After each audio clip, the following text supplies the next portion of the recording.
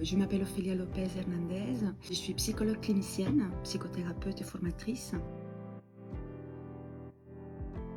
En 2018-2019, Marie Condemine, psychologue clinicienne comme moi, on a commencé à s'intéresser à cette question de ce qu'on appelle les directives anticipées en psychiatrie. Il peut être un terme assez péjoratif finalement parce que ça nous fait penser à la fin de vie. On va considérer les directives anticipées en psychiatrie comme des mesures d'anticipation de la crise, de la rechute. On pourrait aussi faire le parallèle avec un plan de prévention de rechute ou un plan de prévention des crises. On sait combien c'est nécessaire d'accompagner les personnes qui souffrent de troubles psychiques à prévenir les rechutes, à prévenir les crises, parce qu'on sait qu'à chaque fois qu'il y a des crises, qu'il y a des rechutes, il y a des ruptures de parcours dans leur vie, il y a des souffrances incroyable. Et on sait aussi que les traitements vont avoir beaucoup plus de mal à agir. La personne va être en rupture de son parcours scolaire, de son parcours professionnel, avec beaucoup plus de difficultés après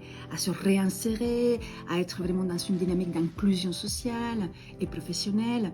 Il s'agissait donc de créer quelque chose pour aider les personnes à prévenir les crises et les rechutes. Aussi, si jamais les personnes étaient confrontées à une crise, à une hospitalisation, à une rechute, comment faire pour que cela se passe au mieux? L'idée était que la personne puisse écrire par avance comment elle voudrait que les choses se passent si jamais elle est confrontée à une rechute, à une décompensation, à une crise ou à une hospitalisation. C'est pour ça qu'on s'est inspiré des différents outils qui avaient été créés aussi dans d'autres pays anglo-saxons ou francophones comme la Suisse. On s'est inspiré de ces outils-là et on a utilisé une démarche participative où on a travaillé avec des usagers, avec des familles et avec des professionnels du médico-social et du sanitaire. Et on a créé effectivement cet outil qu'on a appelé Mon GPS, Mon Guide Prévention et Soins en santé mentale, qu'on a développé ensuite avec le PSICOM, organisme public en santé mentale. Le ministère de la Santé a considéré effectivement que c'était un outil qui pouvait tout à fait être intéressant pour accompagner les personnes souffrantes de troubles psychiques dans la prévention de rechutes et ainsi favoriser leur inclusion, leur rétablissement finalement.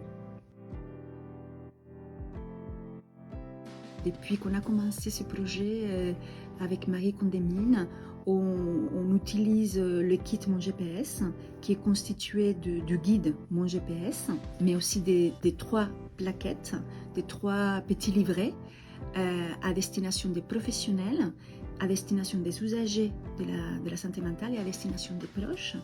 Et on l'utilise au quotidien. Moi, je l'utilise au quotidien, pratiquement au CMP avec mes patients. Et on va travailler ensemble sur leurs ressources, leurs compétences.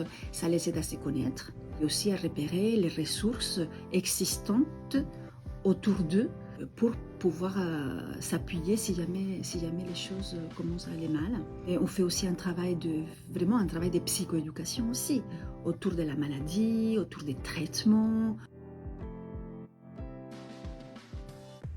Tous les retours que j'ai eus de mes patients, des familles, sont extrêmement positifs.